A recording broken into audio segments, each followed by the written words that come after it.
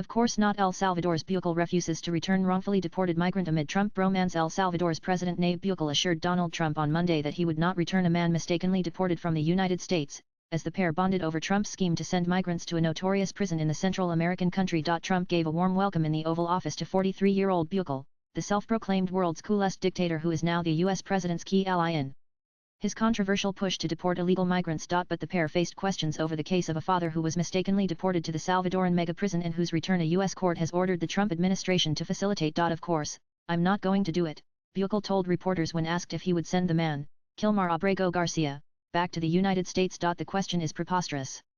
I don't have the power to return him to the United States. Trump and Bukele, who wore a dark t-shirt under a suit, spent much of the meeting complimenting each other on their migration and crime policies. Known for his stylish dress sense and social media savvy, Bukele is broadly popular at home for clamping down on once rampant drug gangs that terrorized El Salvador. But the Salvadoran leader is accused of overseeing mass human rights violations, epitomized by a huge, brutal prison known as Secot. Trump's immigration policies focused on what he says is the threat of a gangled crime wave in the United States, are meanwhile among his most popular, receiving much higher ratings than on the economy. You are helping us out, and we appreciate it, 78-year-old Trump told Bukele. Trump also reiterated that he was even considering deporting some U.S. citizens who commit violent crimes to El Salvador, saying I'm all for it and asking Attorney General Pam Bondi to look into the idea. Trump and Bukele also share a taste for conservative, strongman-style politics.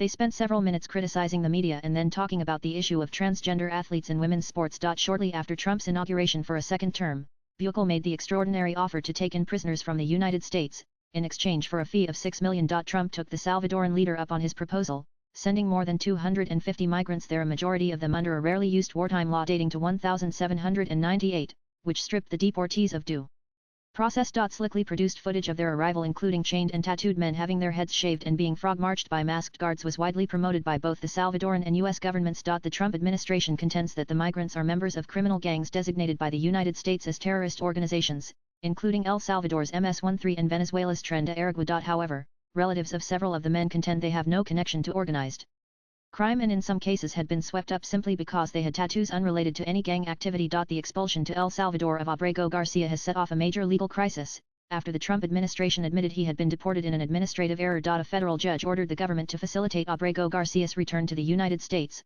but Trump officials contend he is now solely in Salvadoran custody, leaving the man in legal limbo. Despite the partnership, El Salvador was among the dozens of U.S. trade partners that the Trump administration slapped with 10% tariffs earlier this month. Swipe left for next video. The United States is the main destination for Salvadoran exports. Of the nearly $6.5 billion in goods exported from El Salvador in 2024, $2.1 billion went to the United States, including clothing, sugar, and coffee, according to the central bank. But Trump and Bukele also share a fondness for cryptocurrency, with El Salvador becoming the world's first country to establish Bitcoin as legal tender in 2021. Latest blogs.